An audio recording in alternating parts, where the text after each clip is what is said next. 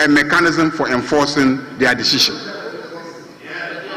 The courts in this house have been able to strike down the conclusion of the work of this house. In that ruling led by Justice Yoni Kulundi, they annulled what we did in this house. So please, allow the system to work. Allow the system to work. So, honorable colleagues, I have presented to you the business statement for next week. The minority leader is a member of the business committee. The minority chief whip is also a member of the business committee. And so this business that we have presented to you is business that we agreed together as the business of the house for next week. And we urge you to approve it so that we can move on. As for the referral to the committee, that was done some time ago. It was not really part of the records of the business statement of this sitting. It wasn't. It is an old referral.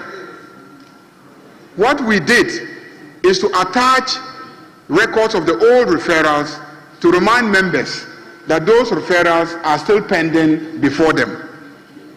But it is not a matter for decision today. The work of these committees are not matters for decision today. It is just to remind members that these assignments are pending before them. So the question of the appointments committee and what they are to do on Monday is not for decision today. It is a matter already referred by the speaker to them. So if you are going to challenge the decision of the speaker on that matter, you know the procedure to use. You know the procedure for challenging a decision that has been taken. So the speaker has already taken a decision referring the nomination to the appointments committee.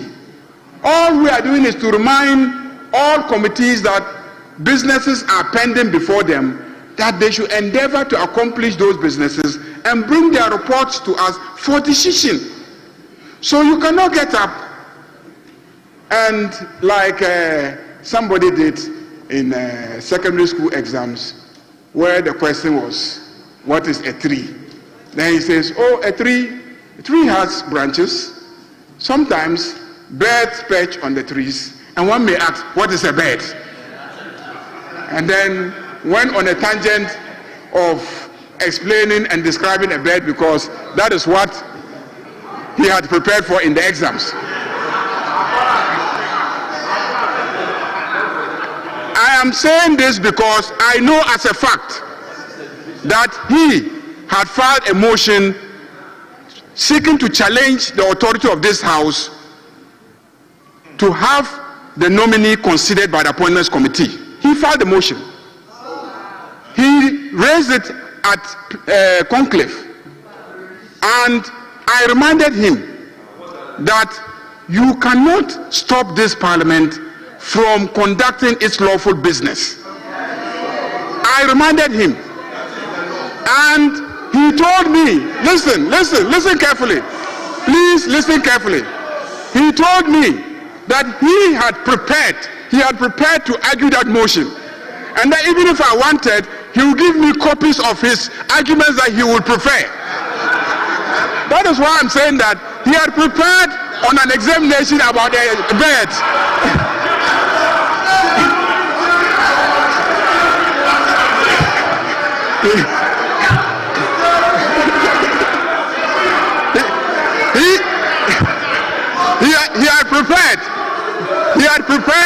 He had prepared to argue a motion.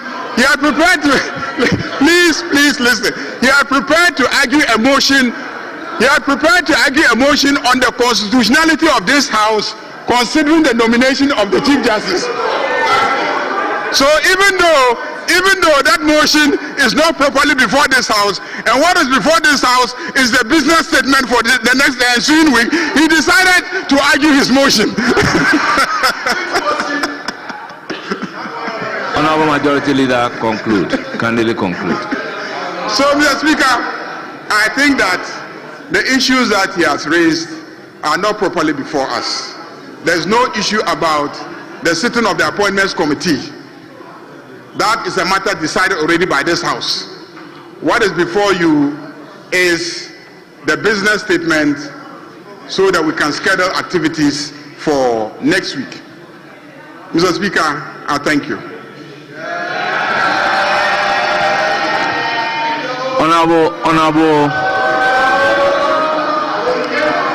Honorable members, with all due respect,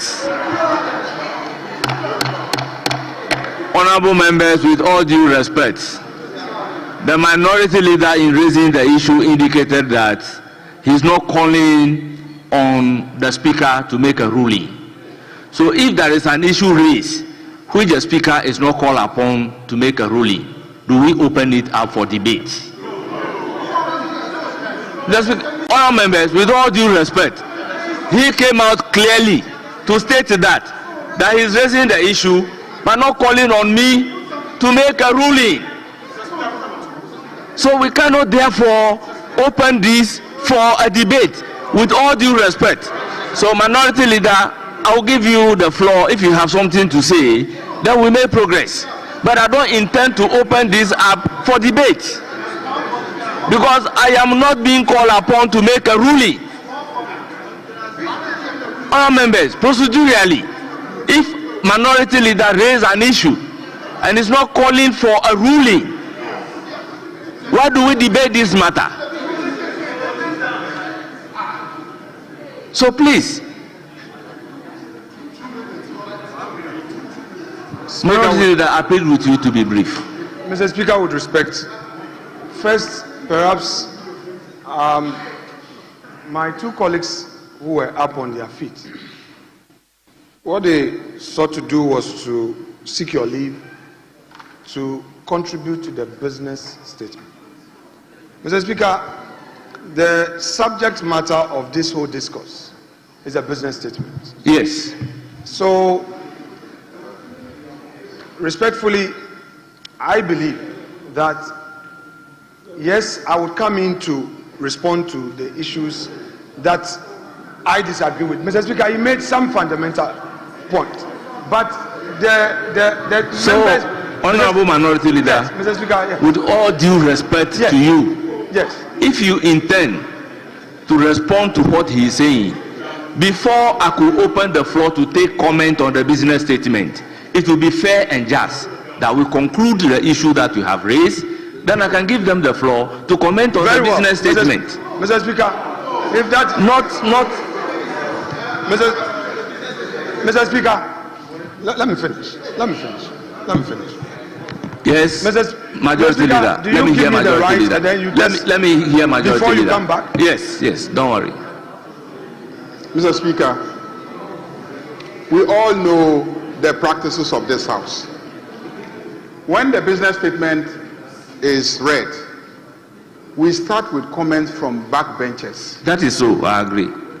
To the seniors. And then we end with the leaders. So, no one, unless there's something earth-shattering, no one after the minority leader has commented in on fact, business. Without cutting you short, I have the privilege of discussing this with some leaders from the minority side, that it is not always fair and just that we wait and give opportunity for our leaders after the leaders speaking. Then the back will want to have the opportunity to again speak. It is not a good practice. It doesn't sound well. So the leaders, I plead with you, anytime you want to speak, look at your back. Because once you have the floor, I think I even raised this on the floor of this House, that it is always good to look at your back, because a leader must speak last. A chief must speak last.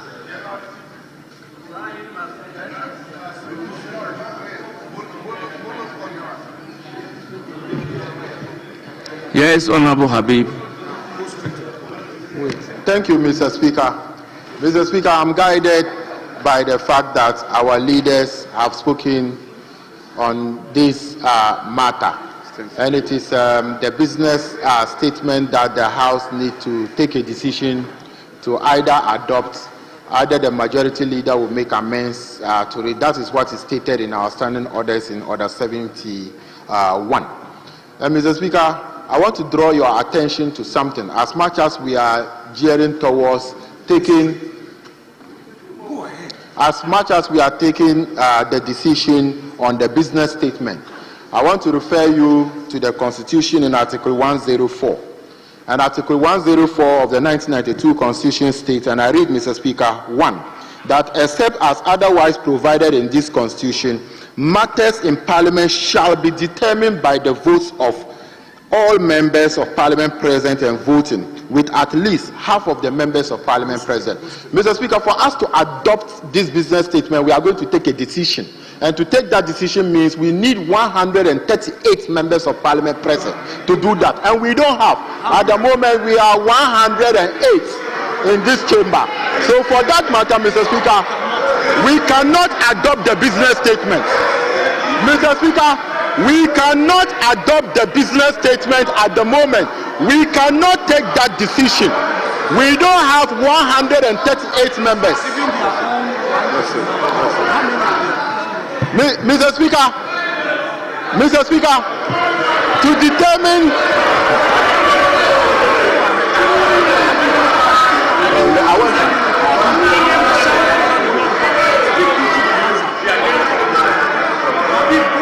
Mr. Speaker, we don't have 138 members present at the moment to take a decision or determine for the approval of the business statement. And for that matter, Mr. Speaker, I invite you to apply the provisions in the Constitution in Article 104 that we don't have 138 members to adopt the business statement. And Mr. Speaker, the majority side, there are only 77. Honorable Habib. The majority side, there are 177. Honorable Habib. We cannot take that decision Honorable in Habib. the approval of the business Honorable statement Habib. because we don't. I think your application is premature. We haven't got to a stage of taking decision. Minority leader has raised an issue. Minority leader has raised an issue. And it is the issue raised by minority leader that we are considering. Yes, majority leader.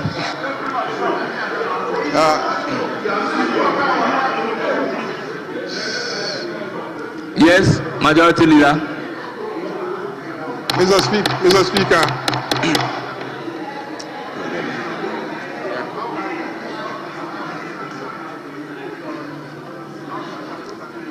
Mr. Speaker, when the Honorable Habib was on his feet, he made reference to Order 71 and indicated that a decision is to be taken.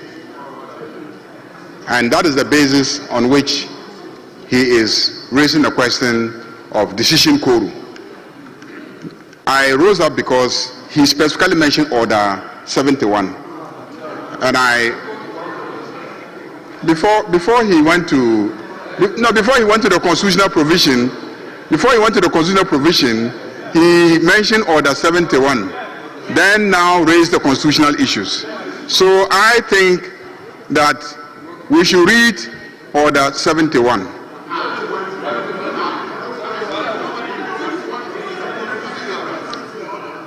Order 71 says, business statement.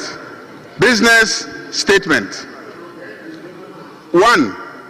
Every Friday, the chairperson of the business committee shall present to the House a statement on the business arranged for the following week. Present to the House a statement on the business arranged for the following week. Where the first sitting of a meeting precedes a Friday, the statement on the business arranged for the remainder of the week, where possible, shall be presented on the day of the commencement of the meeting. And finally, 3 says, the chairperson of the business committee may present supplementary statements as determined by the committee. Mr. Speaker, a statement, not a report to be adopted by this House. A statement. A statement. I want you to read your standing orders properly and understand it properly. The order says the chairperson should give you a statement. The same way, give me your, no. The same way that statements are made in our standing orders. Which statement has ever been made in this House that has had to be adopted by this House? Which statement? It shows that we have been doing the wrong thing.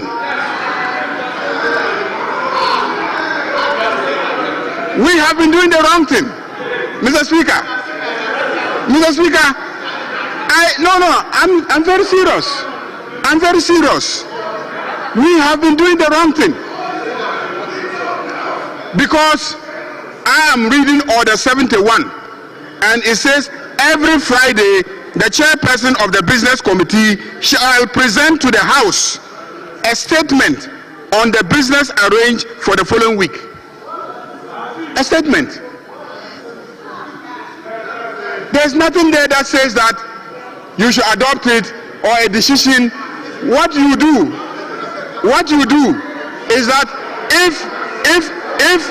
if I present the statement and then in your commentary on the statement there is additional business that should be conducted by the House, then I make supplementary statements.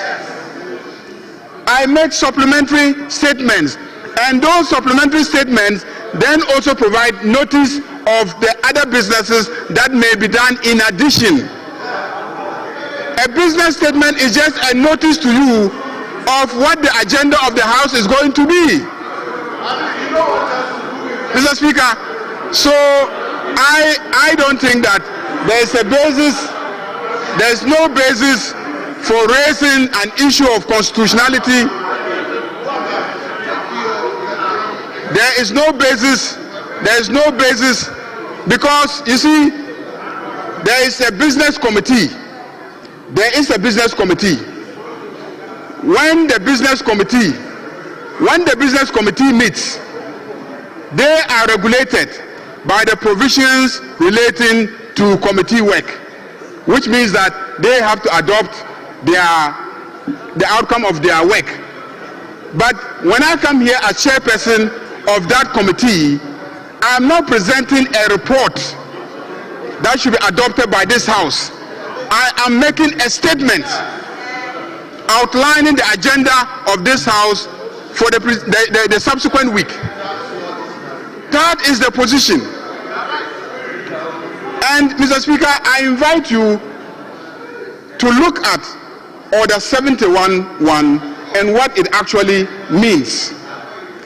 I know all the time when the statement is made, members get up and then they raise issues that they think should be included, and then the leader would say, oh yeah, okay, we'll add that, and etc. That is in the nature of the supplementary statement. In the end, the speaker will usually say, oh, the statement is hereby adopted or put it to us, and that kind of thing. I'm saying that, strictly speaking, a statement is not a matter that should be adopted and accepted. It is a statement. Honorable member, conclude. Yes, Honorable Habib. Mr. Speaker, when I raised my issue, the majority leader, I need your attention, who says that the order that I stated was wrong. Mr. Speaker, when it comes to the standing orders, and on the front bench, This is my 5th year on the front bench, and I know my rules well. Read Order 101, Mr. Speaker, and I read A. Order 101A. Mr. Speaker said, a motion shall, notice shall be given of a motion intended to be moved, except a motion number 1A, for the adoption of the report of the business committee. It's in the form of a motion. It's in the form of a motion. Yes, it's a motion that needs to be adopted. It's a motion that needs to be adopted. It is a motion that needs to be adopted. Mr. Speaker, Mr. Speaker. Honorable members, order. Mr. Speaker. Honorable Habib. Mr. Speaker. Mr. Honorable Speaker. Deputy Whip. Mr. Speaker, I read again. Honorable Deputy Minority Whip. With all due respect, in adopting the business statement, do we put a question? Mr. Speaker, I am drawing his attention that, Mr. Speaker, in Standing Order 101 reads that notice shall be given of a motion intended to be moved, except a motion A, for the adoption of the report of the business committee. Mr. Sir, how do you adopt a report in the parliamentary procedure? Well, you indicated. It's a report to the House. Honorable Habib, to be adopted. Honorable Habib, you have indicated you've been a member of parliament at the front bench for 5 years. So, with the 5 years experience, do we adopt a business statement by putting a question? Yes. Yes, minority leader, you want to help us whether a business statement is adopted by putting a question?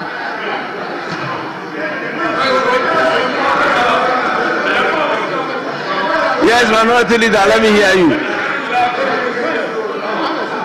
Mr. Speaker, with respect, we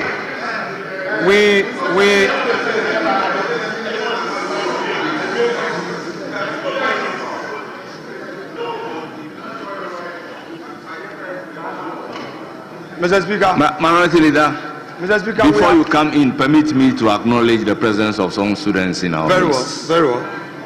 We have a student from Regional Maritime University, led by Ochre Nana Kwesi Ba, head of the Students Representative Council. They are from Kroa constituency, they numbered 40. We also have Kingdom Heirs Montessori, led by Joseph Ama. He is a facilitator. They are from Botiano, Englishi, Amanfro. They numbered 82. Honorable members, on your behalf, I welcome all of them to Parliament of the Republic of Ghana. May you have a fruitful visit to Parliament. Thank you very much for coming. Yes, Minority Leader. Mr. Speaker, I am on my feet on 2 issues. First, Mr. Speaker, our side have a concern, and it's a concern that is very collective. We have noticed that in many instances, when we are contributing, you interject with a lot of questions. However, the majority leader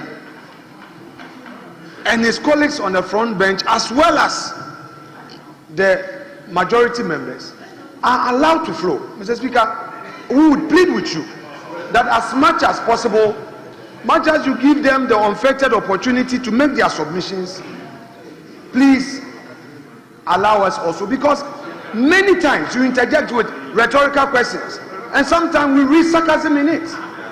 Unfortunately, sometimes we do, because if a member makes a submission, Mr. Speaker, the member, when Mr. Speaker, for the first time, I will take issue with the majority leader. Sometimes when we are all arguing and he disagrees, he has a way he uses a language so offensive, but I have decided to always. I thought you were addressing me. I am not worried.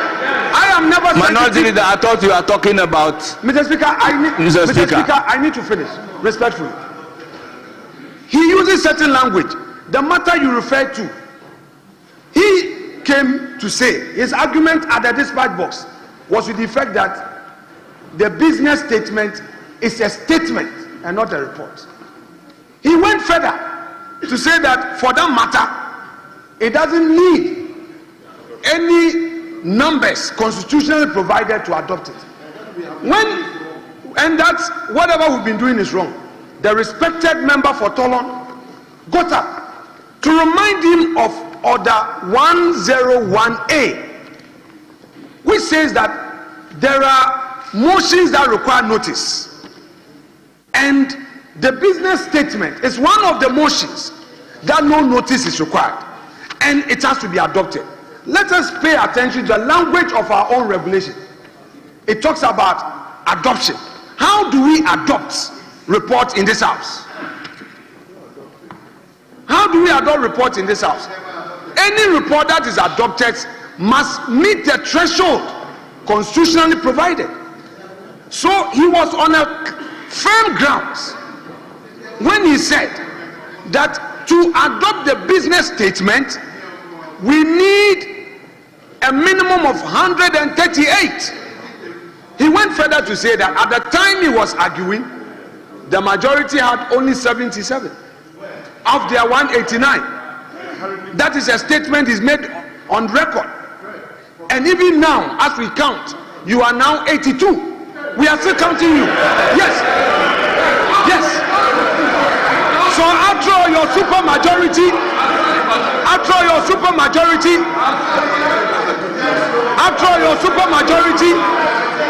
exists merely enormous.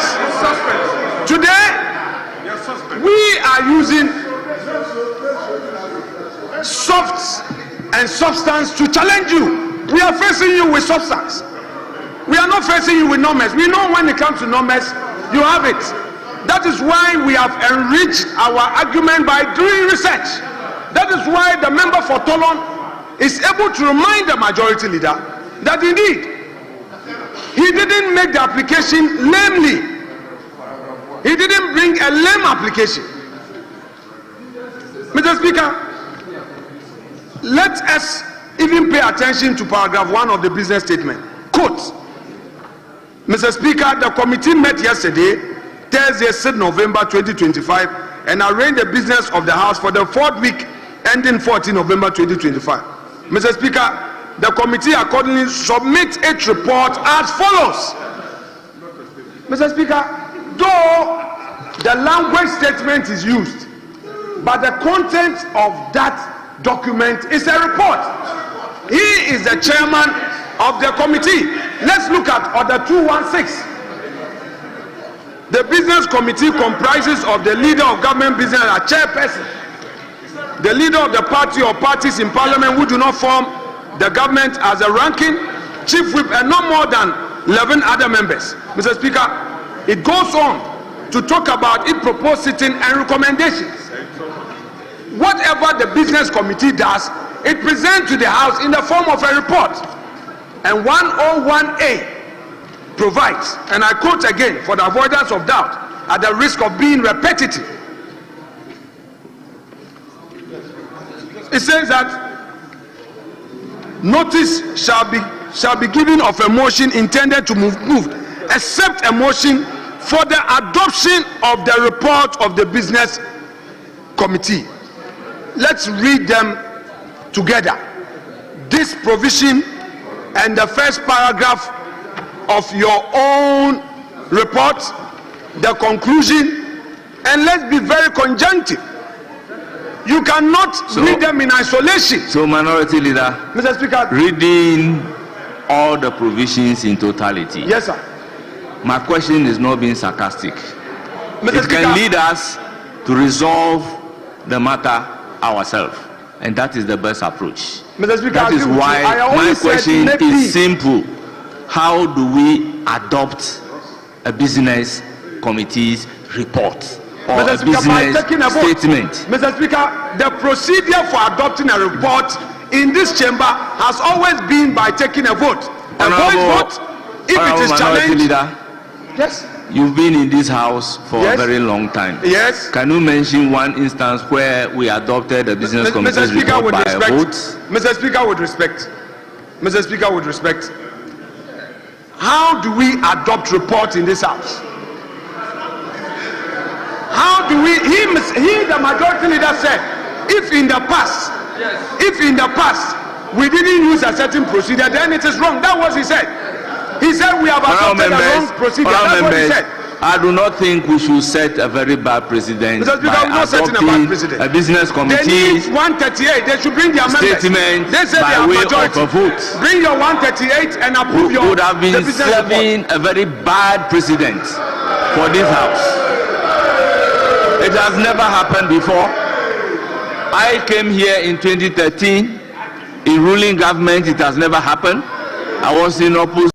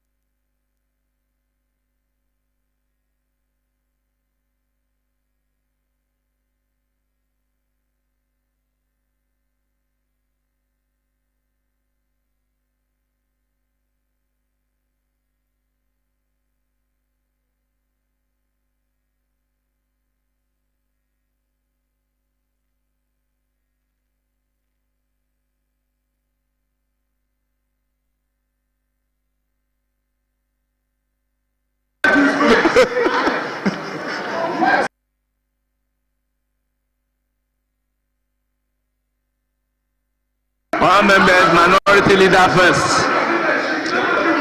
Minority leader first. Minority leader first. Mr. Speaker.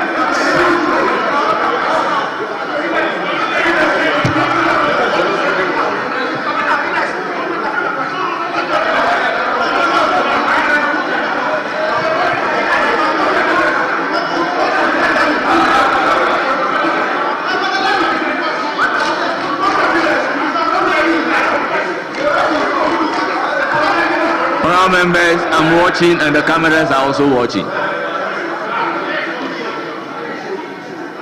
Yes, minority leader. Mr. Speaker, the majority leader cannot get away with what he just said. Mr. Speaker, the rules of this house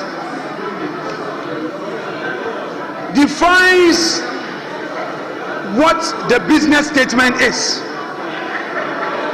It defines the business statement as a report and a motion. That is what the rule says. It is not me. It is not me who says that. It is the rules enacted by us. Mr. Speaker, the hierarchy of laws is an order paper, a rule. Mr. Speaker, when there is any conflict, the rule takes precedence. The law would always take precedence over any other thing. Where the law has provided in explicit terms that, Mr. Speaker, the business statement should come by way of a motion which does not require notice and it has to be adopted, the majority leader is urging upon this house to take it as a mere statement. Mr. Speaker, all that they are doing is to play games, filibuster, to increase their 82 to a comfortable number. We will not allow you. You are 82, Mr. Speaker. You must determine the constitutional issue. We don't have 138. You cannot use this to invite your members in. You are now 74. We will not allow you to use delay tactics to invite your members to come in. Mr. Speaker, we are not up to 138. If Mr. Speaker wants to make a ruling on this matter, Mr. Speaker should make the ruling and posterity will judge this house. Yes, on this note, I'm being called upon to make a ruling. Let me hear Honorable Ahmed. If you don't want to go by the rules and the constitution, yes, I will make my rulings. Mr. Speaker, I need to I'll make my rulings. Mr. Speaker, let me conclude. Yes. Let me conclude with respect. Okay, I thought Mr. you concluded and calling on me to make a ruling. The majority leader cannot choose his convenience. When it pleases him, he says constitution. When it pleases him, he says now his authority is other paper. He doesn't depend on constitution and the rules book. We challenge him with order 101A. He has not commented on it. He doesn't want to respond to it. All he says is other paper. Mr. Speaker, a constitutional issue has been raised. Honorable, you have to rule on it. Honorable, we are not 138. Honorable Minority Leader, are you done? I will proceed to give the floor to Honorable Ahmed Banda, Minister for Local Government. You have the floor. Minister for Local Government, you have the floor. Thank you. Thank you. Hey, what I do? Honorable Ahmed Banda, you have the floor. Mr. Speaker, for the opportunity. Oh. Mr. Speaker, at least. Won't you sit down? Hey, won't you sit down? Please sit down. My friend, sit down. It's okay. Honorable John Dako, I recognize Honorable Banda, but not you. Mr. Honorable Speaker, Banda, you have the floor. Thank you, Mr. Speaker. Mr. Speaker, with respect. Honorable Asafoje, will you resume your seat? Mr. Speaker, with respect, it is the responsibility of the leadership of the House, including we the former leaders, Mr. Speaker, to support you to bring order in the House. Mr. Speaker, Parliament is a very serious house, governed by rules and procedure. Mr. Speaker, today, from Cabinet, most of we the Cabinet ministers, after sitting in Cabinet, Honorable Aruna Idrisu, Honorable Mutaka, Mangul Self, and other colleagues moved to this house. Mr. Speaker, because of sitting in Parliament, we close at 2. Mr. Speaker, we've come to debate just business statement for 2 hours. Mr. Speaker, and the accusation is that, Mr. Speaker, Mr. Speaker, the accusation is that members on this side were not present. Mr. Speaker, we have 87 members on the minority. As I speak to you, you have only 25. Mr. Speaker, how can we come and sit here? 25 of you, when we have 110 members on the majority side. Mr. Speaker, for you to let us use 2 hours in debating business table when you know the correct thing to do. Yes, wait. Mr. Speaker, for the records and for the standing orders, we were on that side. Hey, Master, will you sit down? No, Mr. Speaker, we were on that side. No, it's okay. No, that gentleman over there. It is not beyond us to know what to do. As former leaders and current leaders, Mr. Speaker, we know what to do. Mr. Speaker, do you remember what is happening today has ever happened in this chamber? How did we resolve it? They should know what to do. Mr. Speaker, you are the speaker so long as this house is concerned. Business statement has been presented. It is within your jurisdiction and authority to give your command. Business statement is adopted subject to the recommendations. Then we move on. Mr. Speaker, currently there is no motion before you, and when there is no motion before you, we cannot debate it has not been moved. They should know what to do. Mr. Speaker, you know when media reviews were reduced to statements, we stop voting on them. So if you don't know what to do, you've not done it, you can't hold that to ransom. Mr. Speaker, I'm a minister responsible for local government, chieftaincy, and religious affairs. From 2 o'clock, I'm sitting here debating business statement. On that note, Mr. Speaker, so long as there's no motion before you, just move forward. Let's adopt the report. Honorable Asafwade, if your leaders are asking you to sit down, please resume your seat. Why?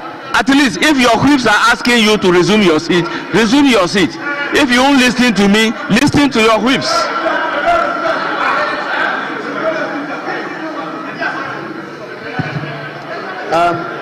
Honorable Roxanne Dapamako, let me hear you, but be brief. Speaker, I'll be very brief.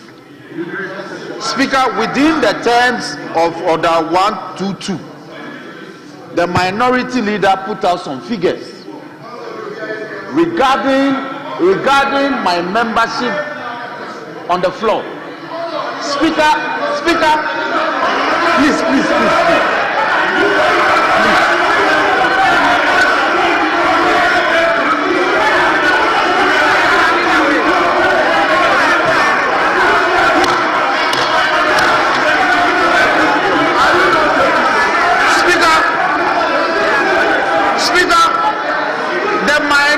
Membership.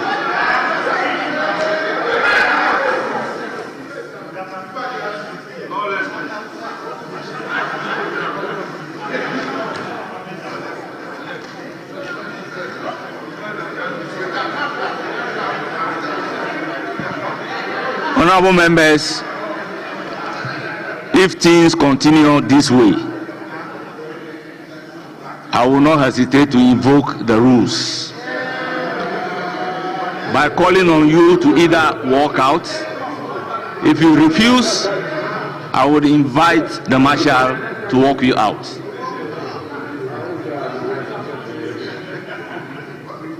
This is the House of Parliament. It must not be so disorderly. The disorderly conduct is becoming too much. We are honorable members. Yes, Honorable Habib. No, you haven't finished. Honorable Roxanne is on the floor.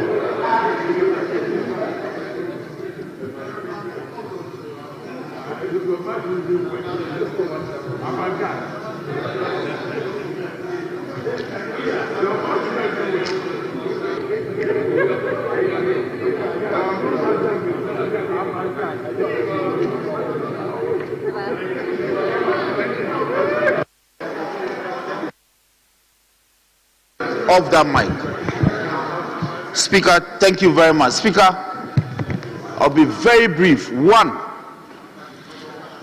our standing orders defines terms of art, and this is contained in order 6 of our standing orders. Business statement is not defined. So the position by the minority leader that business statement is defined, it constitutes a motion, is inaccurate. Is not defined. He made the point that our standing orders defines a business statement. It's not been defined. So that is for the records. Two, Mr. Speaker, the minority leader has put out some figures regarding our membership on the floor. Speaker, our membership is over 142 on this floor. Speaker, they are 26. They are 26. We are 142. So, Mr. Speaker, it is a Friday political strategy to put it out in the media that my majority members were 82, so that the media will take it out, and for the whole weekend will be bastardized. We are on this floor. We are, oh please. So let the records reflect that we are 142. A count can be conducted. You are 25. You are 25. You are 25. So, Mr. Speaker, we have the number.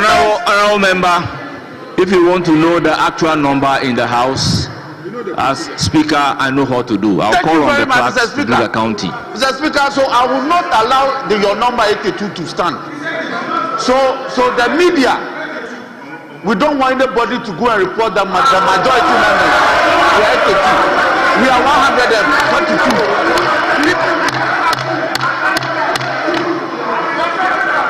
Honourable members, we have spent so much time on the business statement. To everything, there must be an end. So I'm pleading with you. Let's conclude issues on the business statement. Okay. And then we can make progress. Thank you, Mr. Speaker. Mr. Speaker, I won't say much except that I have a pending application, but I want to draw your attention also to our standing order 24 A, B, C, and D. And Mr. Speaker, standing order 24 A says that the Speaker shall uphold the honor, dignity, sanctity of the House. B, promote consensus on matters under consideration in the House. And then C, be impartial, fair, and firm in matters. And Mr. Speaker, I want to invite you to abide by this. You have steered the affairs. You have steered the affairs of the House so far very well. And I invite you that I have raised issue and the 1992 Constitution in Article 104 that matters to be determined in this House must be at least half of our members, which is 138. Mr. Speaker, I want to end and submit humbly that you know what to do as you indicated. The number I put previously when I made the application was 77. I still stand by it. If the clerk or you direct it otherwise, and there's a different number, I will respect your decision. Honourable members, thank you, Mr. Speaker. Sometimes we know the procedure, but deliberately we want to put out a wrong impression.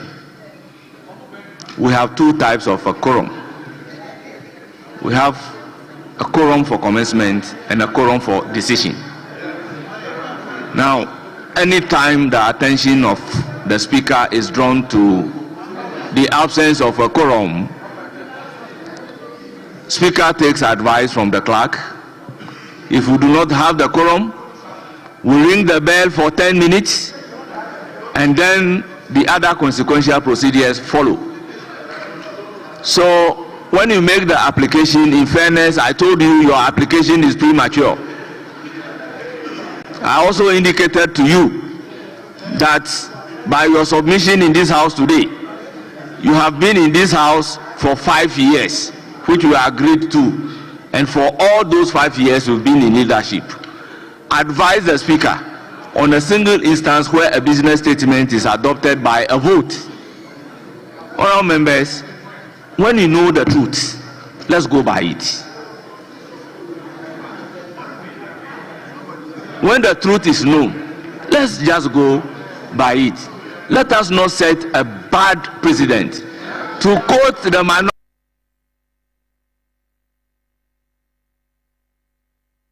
leader, whether it is 20 years or 30 years, the table may turn. I always take that aspect of his statement very seriously. So today, don't consider where you are sitting today and say business statement should be adopted by way of a vote.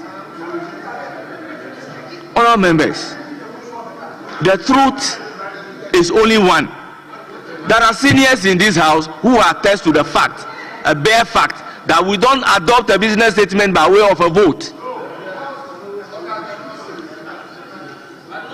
So, honourable members, let's help issues. Where there is no problem, let us not create one.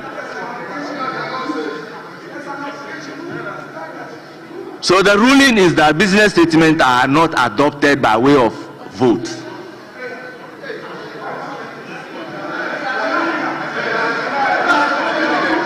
On this note, the business statement as presented is hereby adopted.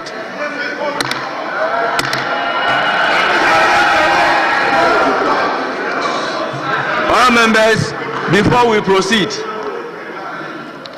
let me indicate that on the issue raised by minority leader, he is calling on me not to make a ruling, and I intend not to make ruling.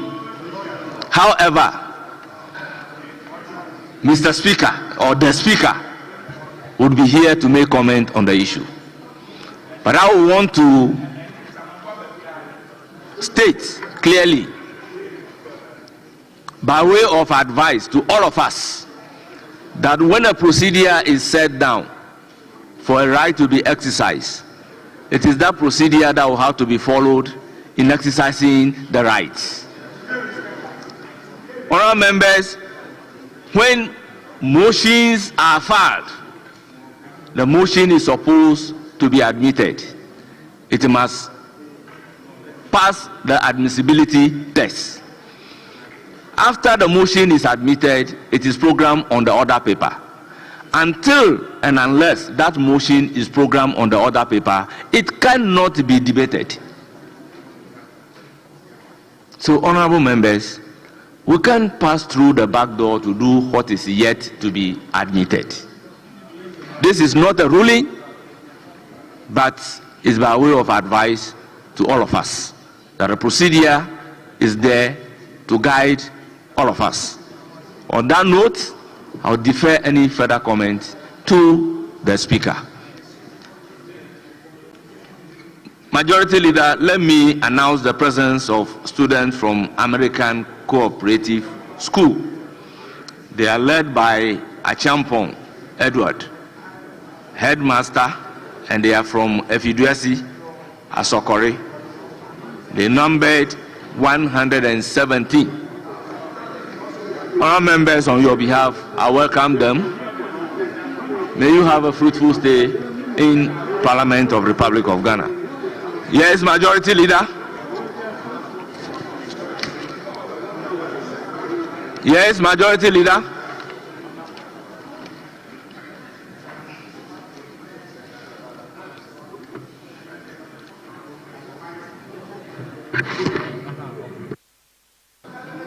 Yeah, Mr. Speaker, I crave your indulgence so that we can vary the order of business and then do some small public business.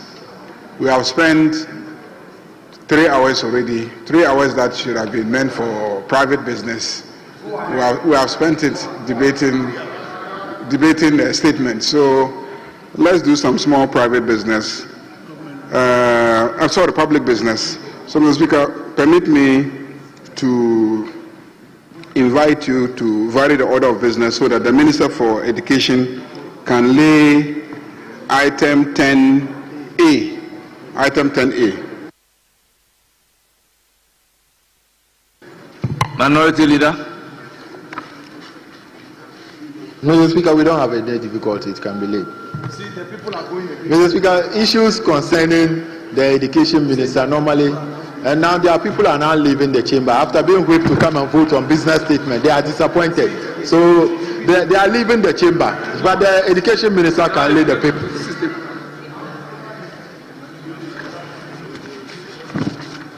All members, at commencement of public business, item numbered 9, presentation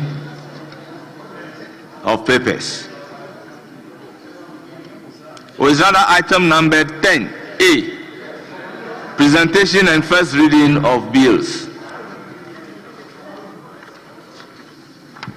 An act to establish the Kwame Nkrumah University of Science and Technology, Kumasi, and to provide for related matters.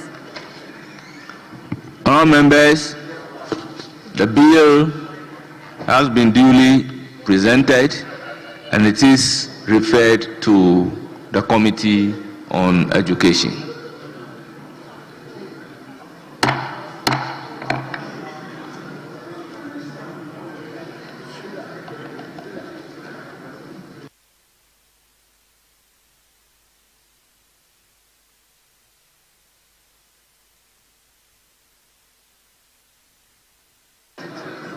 Yes, I am inclined to add the leadership of Constitutional Legal to help the Education Committee to consider this.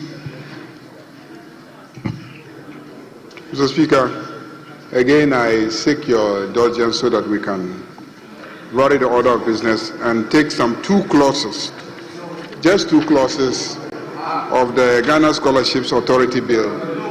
Just 2 clauses, Mr. Speaker. Mr. Speaker, just 2 clauses. Mr. Speaker, the agreement at conclave was that the Minister for Energy is unavoidably absent, and so we may not take his questions. That was the agreement at conclave. So, Speaker is a witness to that agreement. That was the agreement at conclave. So, in the absence of the Minister for Energy and Green Transition, I'm urging that we take the consideration stage of the Ghana Scholarships Authority Bill. Yes. Mr. Speaker, I think we can go ahead with that, considering the fact that the majority leader have changed his tone from the time he was presenting the business, so we can go ahead. Thank you very much, honored members. Ghana Scholarships Authority Bill 2025 at consideration stage.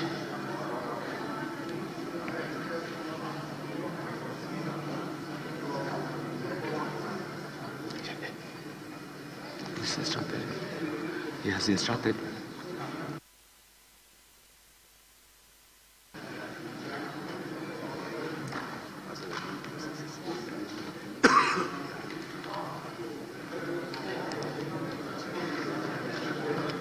Honorable members, going by the order paper, we have clause 3.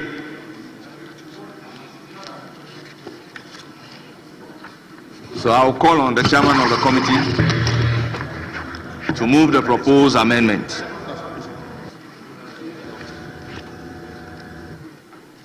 Thank you, Mr. Speaker. Mr. Speaker, amendment proposed. Paragraph I, delete and insert the following. Yes.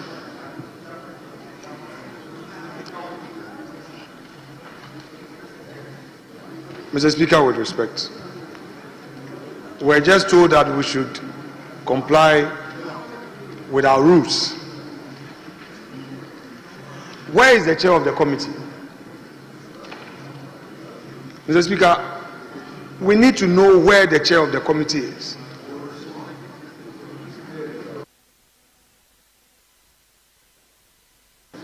Yes, Majority Leader. Majority Leader, they are asking of the absence of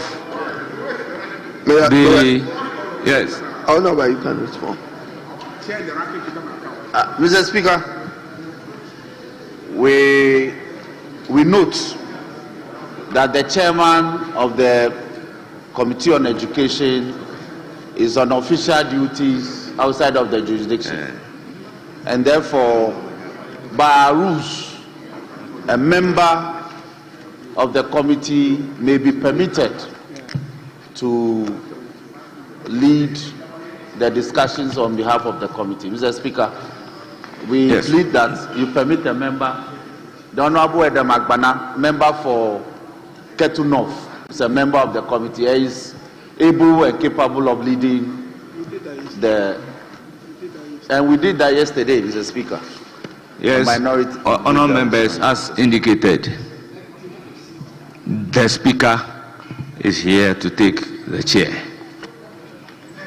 Okay, thank you, Mr. Speaker. I think we won't have any difficulty with Honourable members. I also indicated that he has his comment on the issue raised by the minority leader.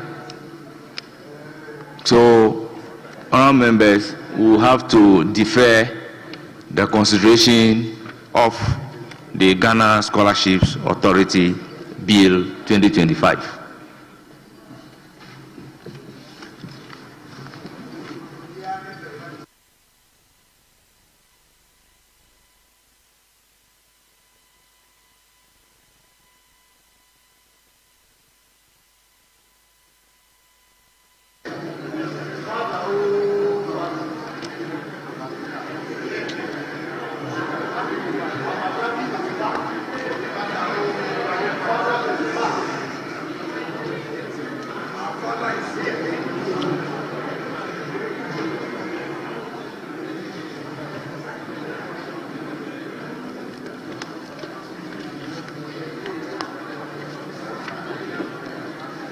Give me this one.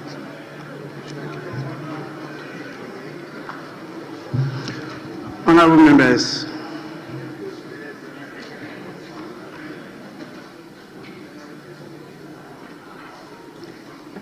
I patiently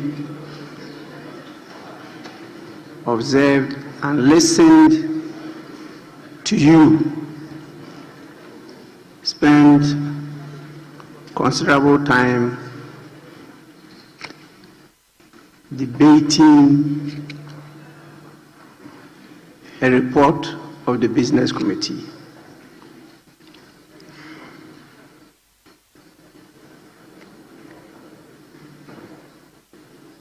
I had so many things to do, but I was compelled to leave that and to come to clarify some issues, particularly what led to the long discussion was I thought it was not necessary at all. We will not suspend the consideration of the bill. After my submissions, we'll go on with the consideration of the bill. But let me see. Honourable members, yesterday I returned a proposed motion paper submitted by the minority leader, Honourable Alexander Afenyo-Markin, to the clerk in accordance with Order 1023, which according to the order is to be submitted to me as stated in Order 1024 as being inadmissible. As required by Order 1024 of the Standing Orders, I provided reasons on the face of the proposed motion paper for my refusal to admit the motion. I've this afternoon been compelled by what has gone on in the course of your attempt to adopt the report of the Business Committee, and I'm to provide my reasons to plenary as part of my efforts to ensure full disclosure. This, as you all know, is an administrative function. It's not something that should be done on the floor of the House. But the way the deliberations has gone on, it has left not only members, but our constituents a bit unclear about how we conduct things in the House. So this is an attempt to clarify the issue and to bring finality to the matter raised by the minority leader. Honourable members, the Clerk to Parliament received the proposed motion on the 28th of October 2025. As I said, it's a proposed motion. And so it's couched in the form of a motion by the minority leader, as required by the standing orders. It was forwarded to my office the same day. That's the 28th of October 2025. My office at the Secretariat received it, and it was later transmitted to me. It was now my duty to administratively consider the admissibility or otherwise of the motion. In considering the admissibility of the motion, I was guided by the provisions of the 1992 Constitution, the standing orders of the House, and precedents of parliamentary practice.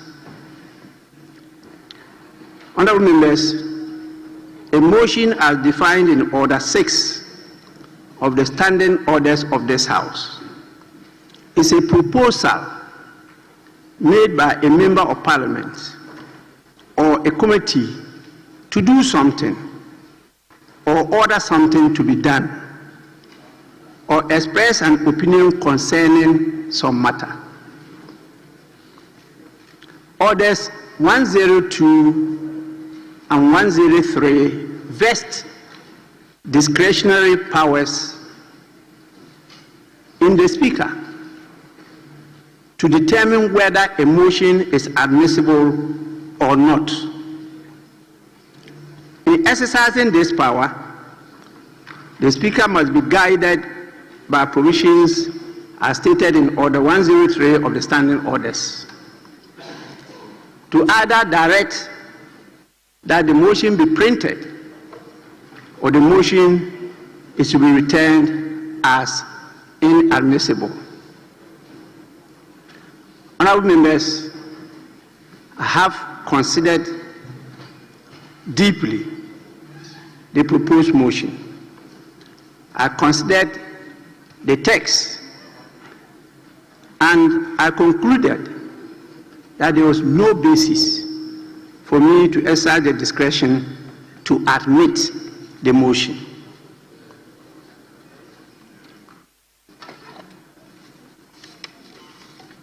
I have a copy of the proposed motion here.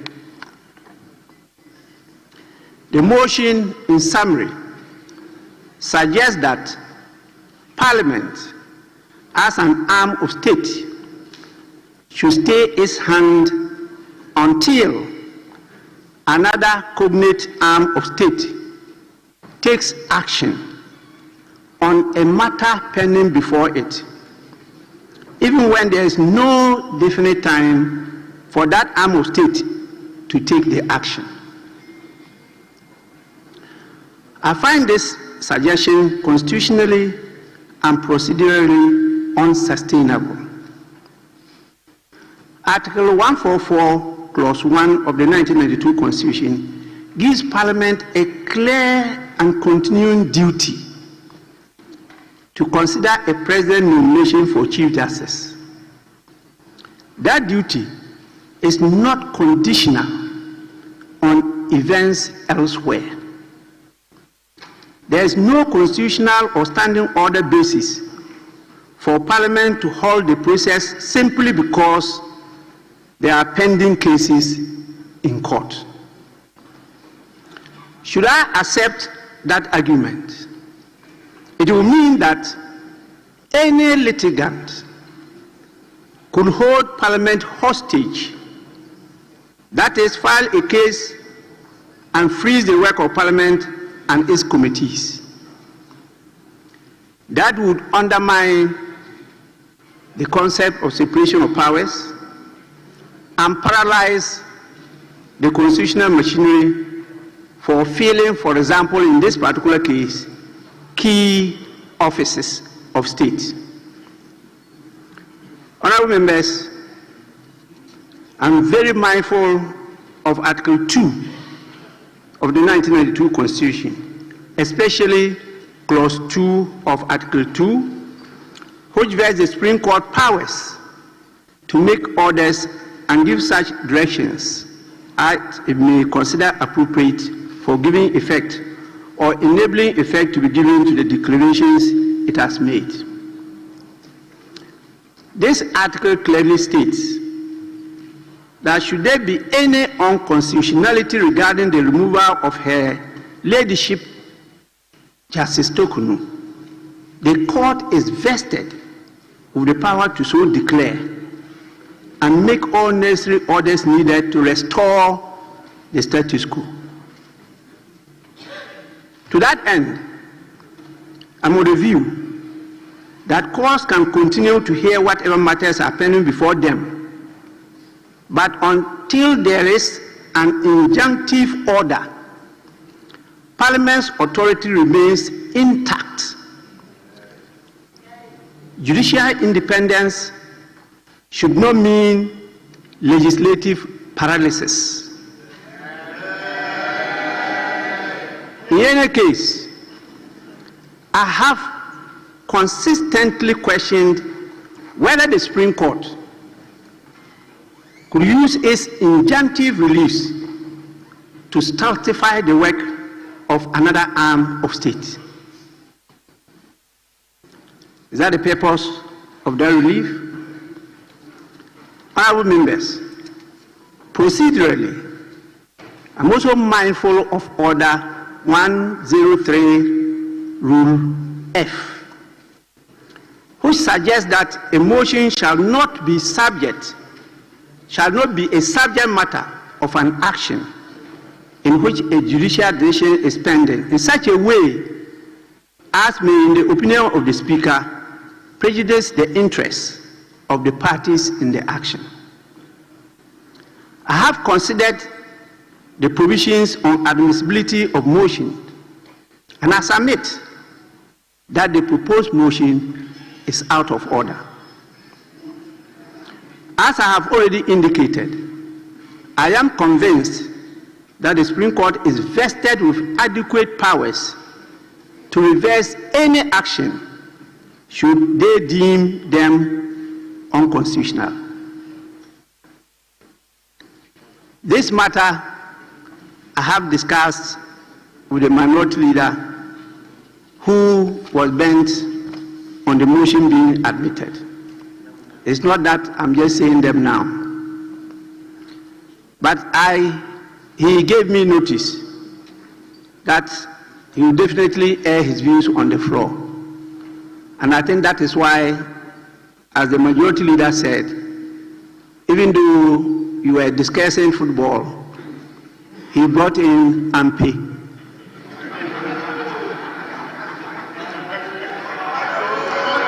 In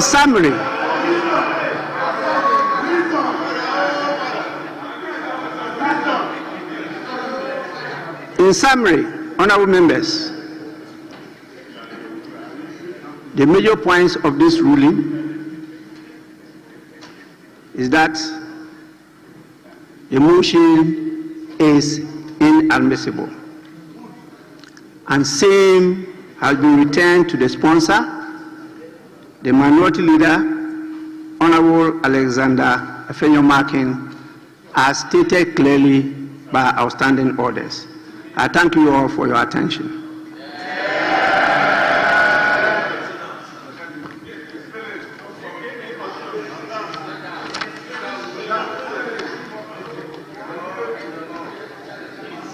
Honorable members, Minority Leader, you want to have another bite? Respectfully, Mr. Speaker, I would want, with your leave, to respond to a matter because of Hansard. Mr. Speaker, we have reputational issues here. There are matters that perhaps you may not be in the know. And for the sake of tomorrow, I believe that I must not be denied the opportunity to make this point known for Hansard, because points have been made by you, added to your ruling, and it has gone into Hansard. Mr. Speaker, with respect, as you rightly stated, we filed this motion on the set date. We were very vigilant enough. We followed it to the clerk's office and ensured that same had been transmitted. Mr. Speaker, days passed. The clerk communicated to me that my motion cannot be traced.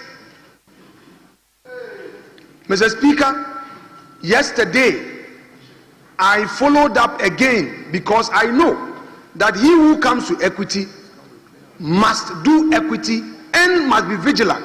Equity has never favored the indolent. So I didn't want to sleep on my rights. I followed up again at conclave and I asked the clerk to Parliament, has my motion had any decision so that the caucus can know what step to take in accordance with our rules? He then told me, Mr. Speaker, that you've asked him to now procure a copy of the motion from me because what was submitted could not be found. Mr. Speaker, this is truth and it's indivisible. I then procured my copy because I kept a copy in my file. Then he later said he's sent for his copy because he also kept a copy. I didn't allow him alone to come. I worked with him all the way to your office to make sure that the copy had been duly submitted, which you duly received. Mr. Speaker, I did not receive any communication until 3, the time is here. And sometimes people would want to do things, and if you are not careful, you lose your reputation. Mr. Speaker, with respect, it is here. Mr. Speaker, the time is 16:32. 16:32. When that is 4:32, after we had raised the matter, it was now sent, your minutes was sent to me via WhatsApp. Mr. Speaker, I am a student of this house. I won't do anything to embarrass myself. If I'm not sure, I won't do it. And I will not seek to embarrass you or embarrass my caucus. I don't want Hansard to record me as having acted in bad faith. Mr. Speaker, we filed this notice long ago. There is vetting on Monday. Vetting on Monday. We don't sit on Monday as a caucus to air our views. Even now, your response has not been officially been communicated to us. We don't have it. Mr. Speaker, I will speak the truth on this matter, and I wouldn't want any impression to be created that I did something wrong. We don't have it. It is now that you have, Mr. Speaker, with respect, read out in public your reasoning. We will pick it. What time again do we have to file another process to air our views? But Mr. Speaker, this is Parliament. We will respect it. Mr. Speaker, we even attach our written submission. That was how transparent we were. We didn't just send a lame application. We attached a written submission with all the authorities, including the latest authority in this house, where the majority leader argued that Nana Boachi's process at the Supreme Court, which process was seeking some declaratory reliefs, should stop this house. And Mr. Speaker, the first Deputy Speaker, ruled in his favor, upholding his application. You may recall, Mr. Speaker, that I came to you with an appeal, and you admitted my appeal, and a motion for review was filed. Mr. Speaker, the motion for review is still here. This is the motion for review. It is in today's motion paper, order paper, motion 15.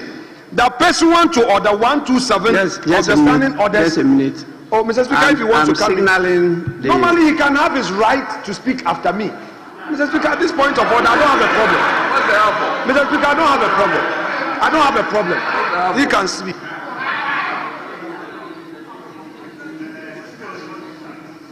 Mr. Speaker. Honorable Majority Leader. Just Mr. Speaker. Mr. Speaker. Just a minute. Minority Leader, I've given you all the space to speak because you raise an issue of it. There are some matters I raised which may affect your integrity. That's why I gave you the space. Now, you stated something which ignited the immediate reaction of the Majority Leader and stood on his feet. I signaled him that he should allow you to land, but it seems the issue he wants to raise is so critical. He was drawing my attention. No, let me do it. So I just wanted you to hold your breath for him to do so and let me rule. Please. Majority Leader. Yeah, Mr. Speaker, he filed a motion. You took a decision on the motion. You transmitted the decision to him. Whether it is hard copy or electronically, he has admitted that he has received your communication. You followed through and came to this house and communicated the decision. When he said you should give him permission to say some things because it had to do with integrity and credibility, we indulged him. Even my chief whip urged me to object. I said no. He's raising administrative issues. So let us have that clarification. But he's now going beyond that and litigating your decision. He is litigating your decision. He is arguing points of law in relation to your decision. He knows what our rules say. If you want to challenge the decision of the Speaker, you know how to do so. So please, you know the right thing. You may not be happy with the outcome, but this is not the procedure. You've raised the administrative issues. I think you've exhausted those ones. You have no right immediately to start arguing against the substance of the ruling of the Speaker. That will not be allowed.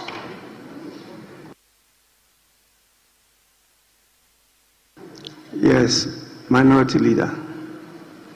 Speaker, with respect, the beauty of our engagement here is the opportunity unfettered, as the rules will permit, to air our views. So I respect what the majority leader said. However, I submit that he misunderstood the point I was making. Mr. Speaker, clearly I was on the point where I was drawing attention to the fact that at all material times where dissatisfied, I had followed due process, including the very subject matter of your ruling. Mr. Speaker, he had objected on same ground that a matter was before court, and the first deputy speaker had ruled in his favor. When I was dissatisfied, I filed an appeal before you, which you admitted, and that appeal has been pending since 5th of March.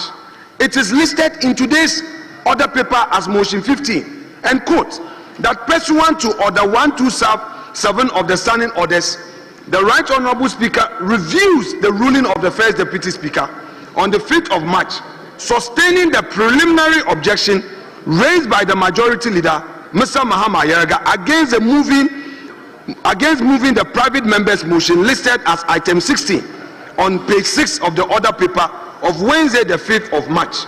Mr. Speaker, perhaps if the space had permitted for us to determine this review application, maybe the approach... Honorable Minority Leader, you are now going far beyond bounds. You know the tools of filibustering. Mr. Speaker, no.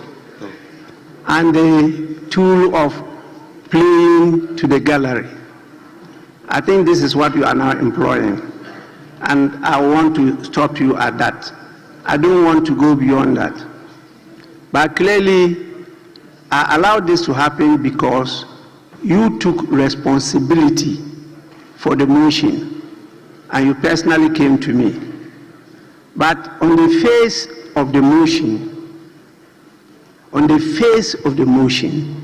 the sponsors of the motion are Honorable Anyimidu Entry, MP for Asante Achim Central, Honorable John Darko, MP for Swami, Honorable Gloria Owusu, MP for Trobo, Honorable Damata Salam Amma Apieni,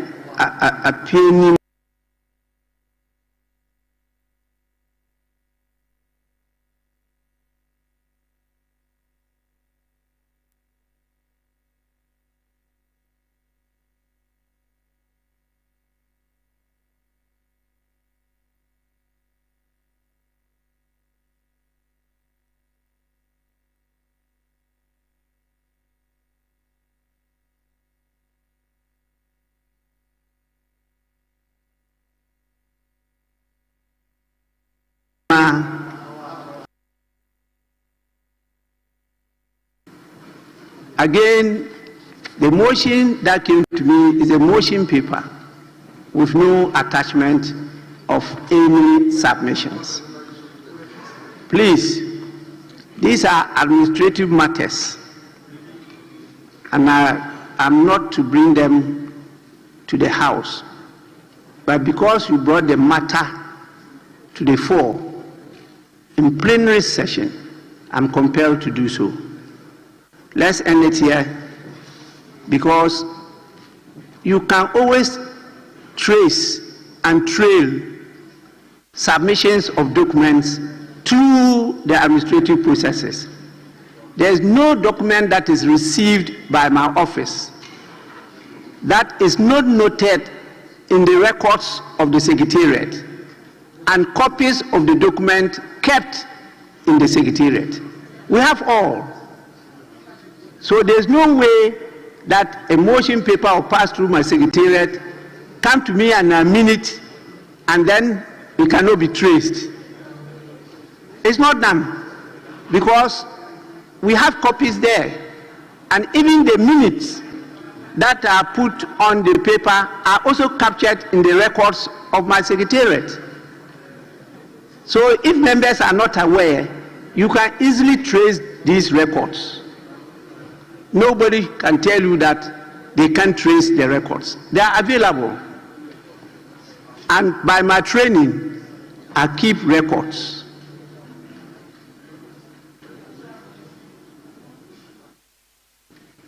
I know one day when I'm not here, some people may raise some issues. And all of you holding responsibilities, you must be prepared to answer. Whether in 10 years or 20 years, allegation can be made against you. You need to defend yourself. You need to have records. Don't just leave them and go, and when you are called upon, you are found wanting because you are naked. So I have all this. Let's move on to the motion that was referred to earlier on for us to continue with the consideration of the bill. Please.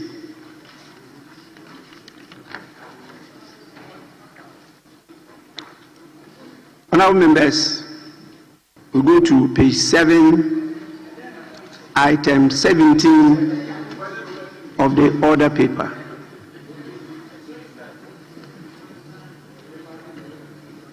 Ghana Scholarships Authority Bill 2025 at the consideration stage.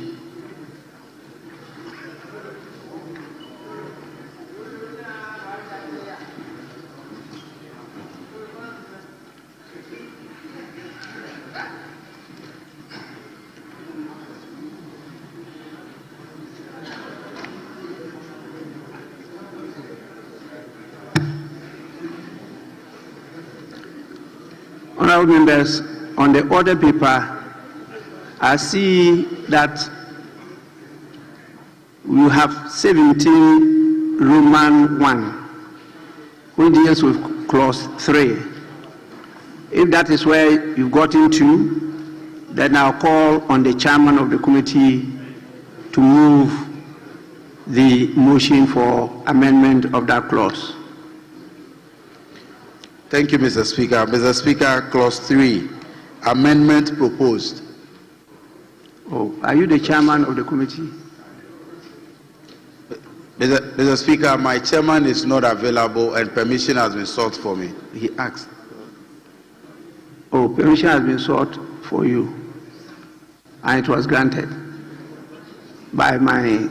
Yes, First Deputy Speaker. Yes, Right Honourable Speaker, all the clauses here were deferred clauses. So we've done everything, but clause 3, 4, and 5 were deferred clauses. So we are not starting from clause 3, moving to clause 4, 5, 6 onwards.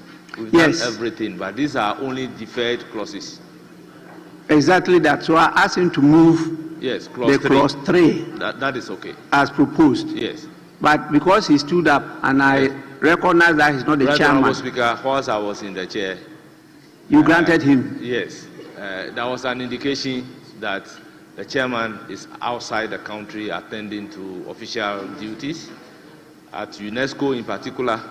So both parties agreed that in the absence of the chairman, a member of the committee could move the amendments.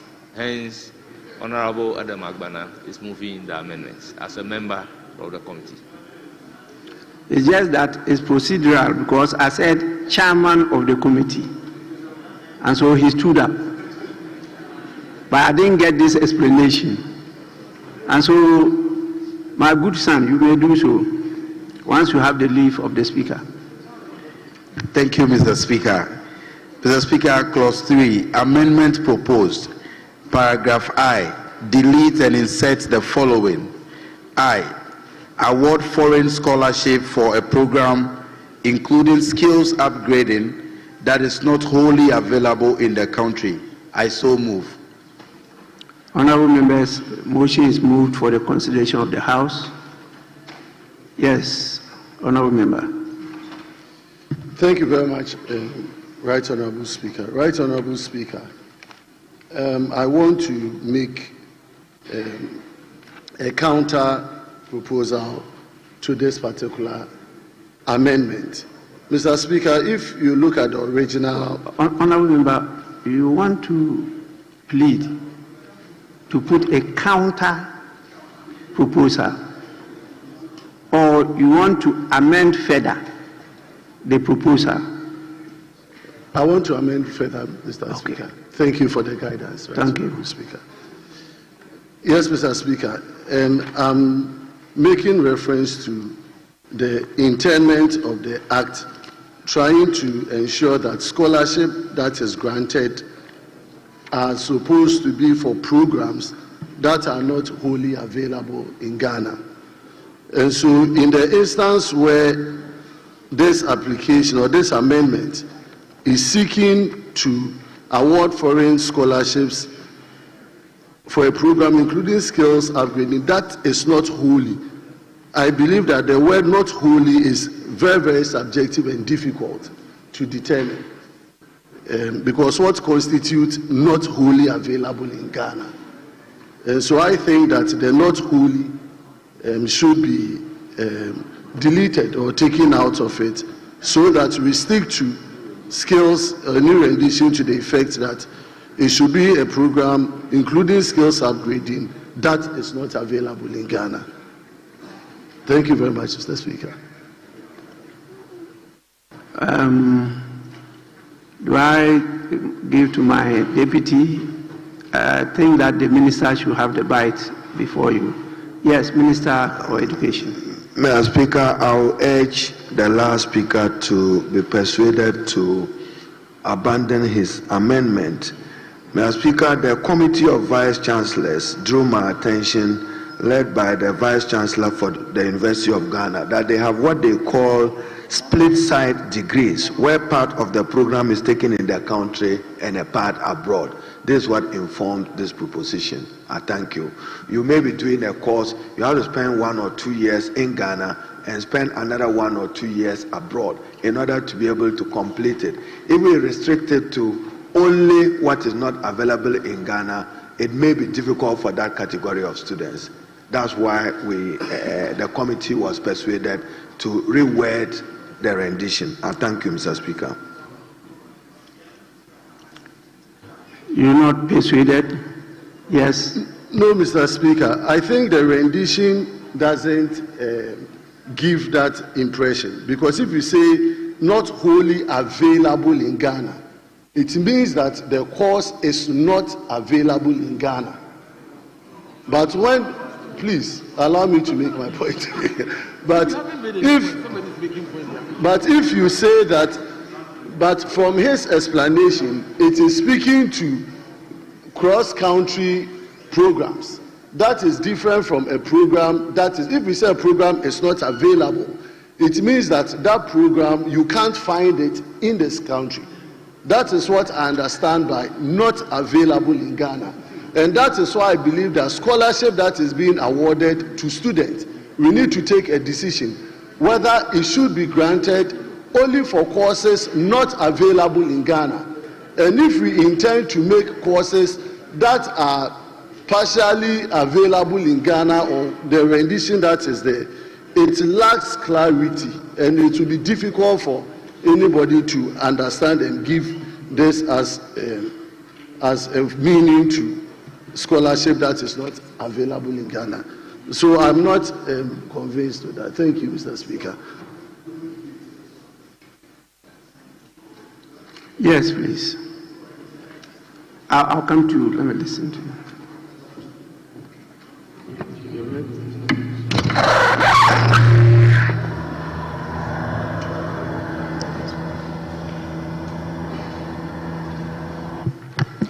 Most grateful, Mr. Speaker. Mr. Speaker, I want to join the Honorable Minister for Education in urging my brother to abandon the proposed amendment that he wants to do to this. Mr. Speaker, the original rendition was award foreign scholarships for only programs that are not available in the country. Mr. Speaker, over the years,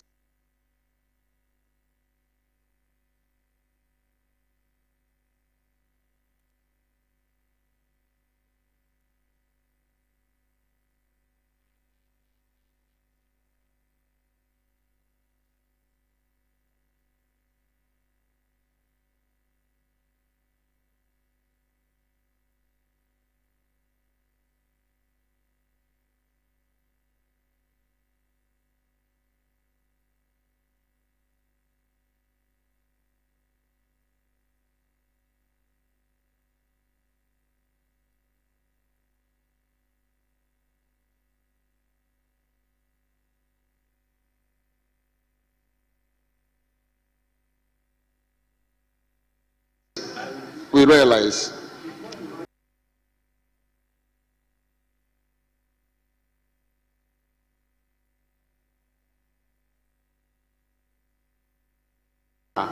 only available here do not allow members to do an upgrade of it outside. That is the reason this new rendition now says programs including skills upgrading, that is not wholly available. It may be available, all right, but it does not end. And so I urge my good friend to abandon his further amendment to what already exists. I thank you, Mr. Speaker. Yes, first Deputy Speaker. Mr. Speaker, thank you for giving me the opportunity to persuade my honorable member. Right Honorable Speaker, the original rendition in I is award foreign scholarships for only programs that are not available in the country. And our attention has been drawn to the fact that currently there is a program called Split Site. And that program, part will be offered in the country and part will be offered outside the country. Therefore, if you limit the award of scholarship to only program not offered in the country, it means you'll be denied the category of people admitted for that split site program. So in view of that, it is necessary to amend for the rendition to cover those people who would study courses that are not wholly in the country. That was what informed this particular rendition. If you leave the old rendition, then it means the category of the people who will be involved in the split side program who will not have the opportunity to be given scholarship. Yes, Honorable Member for Kwadaso. Mr. Speaker, thanks for the opportunity once again. Mr. Speaker, I remember when we met at Pediase looking at this bill, this matter came up, and I remember I raised the point that if we go by the original rendition, we are going to deny others from enjoying the scholarship. I remember it was not agreed upon. But I'm happy that it has now found favor before the committee. So I support the current rendition because I used to be the CEO for National Accreditation Board, now GTEC, and we know how the systems work at the tertiary level. There are some programs, Mr. Speaker, they might even be run in this country and elsewhere, but in terms of the infrastructure, in terms of facilities, they might be enhanced or at an advanced stage out there than here. So if you say that you're not going to allow them to benefit, then it's going to be discriminatory. So I also want to urge our colleague that this current rendition best supports the intention of the bill so that it doesn't exclude others who per the program they are pursuing from enjoying the scholarship. Thank you, Mr. Speaker. Well, honorable members, between wholly available and fully pursued, which is preferable? That rendition has been given to me too. That is not fully pursued in the country. And then that is not wholly available in the country. Which one is preferable? Matter of policy. Minister. Mr. Speaker, I was consulting with the first deputy, who is a modern draft person, to help see if I can get the word split side programs. Those are the words the Vice Chancellor of the University of Ghana, Professor Nanaba, shared with me and she provided further elucidation to explain what that meant. Fully pursued, Mr. Speaker, will not do any harm, but maybe we could have said award foreign scholarships for a program including split side programs and skills upgrading. That is not fully pursued. I'll go for that, but I'll bring in the word, the split side. And Mr. Speaker, just as you are guiding us. For instance, she studied medicine, yes, and she studied a particular enterprise of medicine. Yes. Today, she probably may need artificial application of medicine in dealing with the same enterprise of medicine. That artificial intelligence leg may not be available. So if we can do it, I'll be guided with your words, not fully pursued, but I'll still import the words split side programs. And then we define split side program in the interpretation as a technical word. Thank you. Yes, please. Thank you, Mr. Speaker. Guided by what you said, I believe that programs are mostly run. So I would have suggested award foreign scholarship for a program including skills upgrading that is not fully run. That is not fully run in the country. So that would, I believe, rather than. So you prefer run, not pursued.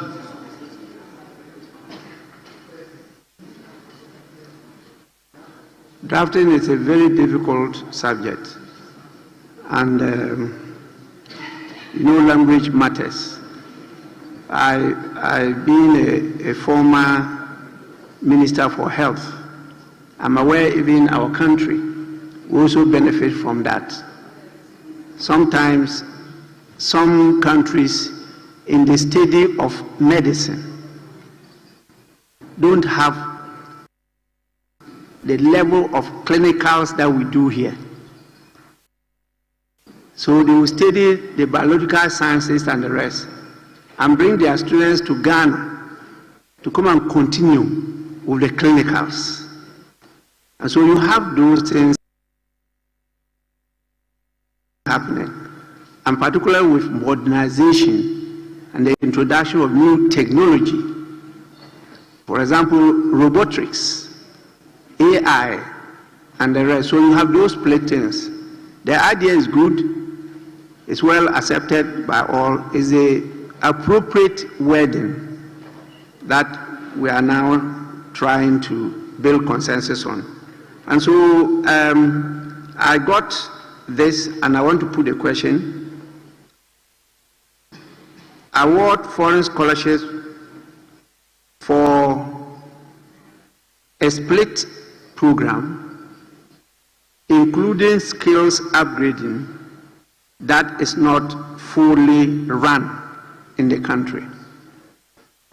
Is it acceptable? Yes.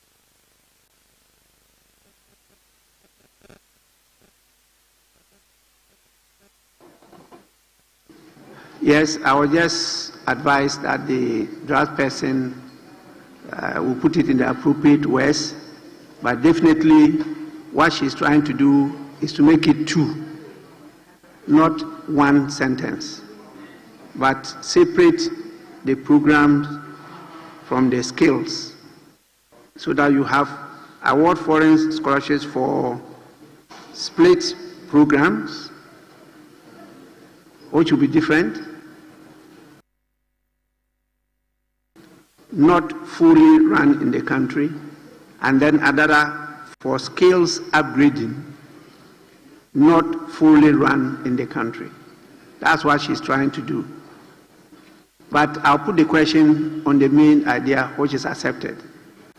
And you know, the rule now is after we finish the consideration stage, the whole bill will be compiled and brought to us before we go to the third reading. So when it comes to us, we'll see how it's being captured. If there's a need for us to do a second consideration, then we'll do so. In the meantime, the question is that those in favor of the motion as amended, say aye. Aye. Those against, say no. The ayes have it. The motion is carried. Now, I proceed to put the question on clause 3. And the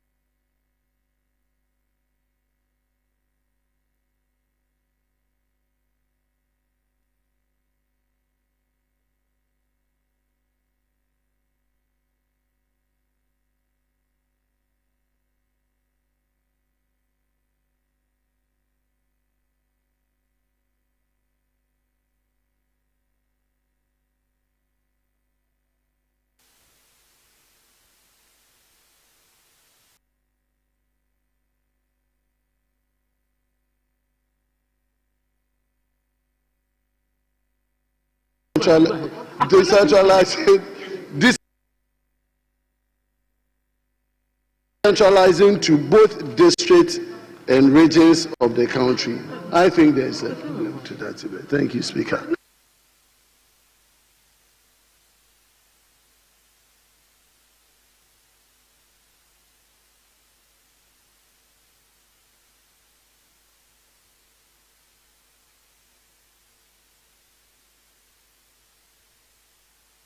Honourable Member, actually your proposal is not on the order paper, and therefore I'm finding it difficult to, capture it as we just moved. And as I indicated earlier on, if there's a need for us to do a second consideration stage, when it's compiled and submitted to members, you may come back so that we can move. Yes, Minister. Mr. Speaker, I believe my colleague should reread the K. Ensure effective decentralization of the operations of the authority to the districts and regions of the country. I don't see any problem with it. Mr. Speaker, the Scholarship Secretariat is normally housed in Accra. So what this is suggesting is that they should seek to decentralize their operations. By Ghanaian constitution and law, when you are decentralizing, where do you decentralize to? Either a regional coordinating council or a district coordinating council. We don't want them to just be in Accra. So if you are an applicant from Boedu in Sefi, and you can go to your regional coordinating council to make a case that you are seeking a government scholarship, must you necessarily come to Accra? So, Mr. Speaker, this is futuristic to ensure effective decentralization of the operation. When it is established, then they can do that. Thank you. Yes, please. Mr. Speaker, in fact, the Scholarship Secretariat as it is now, the operations is actually decentralized. They have committees at the district assemblies that are interviewing applicants. It's already decentralized. And decentralization simply means their operations is not centralized at the national level. So you can have them at the regional level, the district level, and even zonal basis. So my brother should abandon his position so we can make progress in this matter. Because Honourable members, I think these are matters you can discuss with him. Yes. As I indicated earlier on, he may not be persuaded to come back so that we can go ahead. Honourable members, I put the question. The question is that clause 3 as amended in order to stand part of the bill. Those in favor say aye. Aye. Those against say no. The ayes have it. Honorable members, Clause 3 as amended is ordered to stand part of the bill. Clause 4, that is Roman 2 of item 17. Thank you, Mr. Speaker. Mr. Speaker, Clause 4, amendment proposed. Sub-clause 1, paragraph B, add the following new sub-paragraph. Ministry responsible for gender. I so submit. Honorable members, motion is moved. It's for the consideration of the House. Yes, please. Thank you very much, Right Honorable Speaker. Right Honorable Speaker, under Clause 4, we're looking at the governing body of the authority. And already under B, we have ministers for education, ministers for finance, labor, jobs, employment, youth empowerment and development, and we have foreign affairs. So over here, on one government board, you have about 5 ministers already represented on the board. I just want to understand how and why we think the ministry responsible for gender should also be added to make it sense. I believe that we shouldn't be encouraging more ministries representatives on boards like this, rather than looking at more technical people onto the representation of the board. So I think the already existing ministers are adequate to cater for concerns on the issues of gender. So I'm proposing that this be abandoned. Thank you very much, Mr. Speaker. Honorable members, you should also be cautious of the fact that the concept we are practicing is that the government is usually ultimately held responsible. And so if you talk about technical people handling these matters, whilst you, the member of parliament, is being blamed on the ground, when you have no hand in it, or the government is not the one having the controlling power, you see that will be stray bullets. And so if you have the ministers who are to assist the president, who is the one giving the constitutional mandate to house the executive authority to implement these policies, the ultimate responsibility should always with that executive. Then we can hold them to account, and that's the duty of parliament. But definitely the inclusion of gender is to make sure that there will always be some gender consideration in this matter, not only in the board, but in the awards of the scholarship, so that our fairer side are not marginalized in these matters. So I think the gender thing is quite appropriate. Mr. Speaker, admittedly to your guidance, but that will make the composition even to 12, because already, if you check what we had, that was an 11-member board. And so when you bring the Ministry of Gender, it will make it a 12. That's a genuine concern. That's even, and for decision taking, unless you do something else, it could be a deadlock. Yes, please. Mr. Speaker, I'm sure the committee has taken note of it. There will be one additional nomination to the governing board.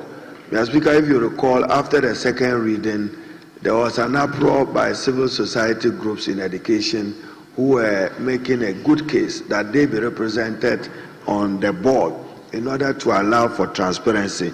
So we may be proposing a member of the civil society group in education would nominate one of them to serve on the board. Thank you. So we may bring the number to 13, Mr. Speaker, but that's left to the committee. Yes, actually, the proposals are there in the amendments. So please, members, may we go on? I put the question.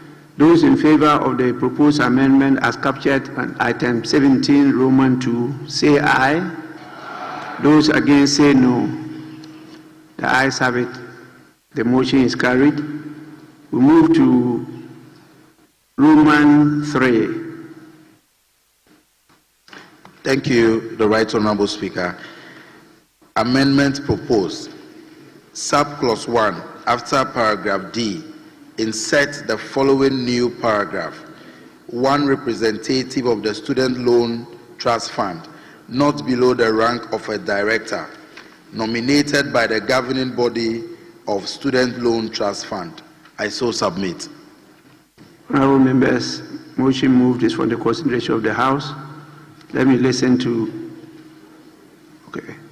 Yes. Speaker, I support the present amendment, except to propose a further amendment to say that instead of one representative, we should indicate specifically that it should be the CEO of the Student Loan Trust Fund, so that we are very clear. It should be the CEO of the Student Loan Trust Fund who should be nominated by the governing body of the Student Loan Trust Fund to serve. Why do you want to take that thing from the students in deciding who should represent them?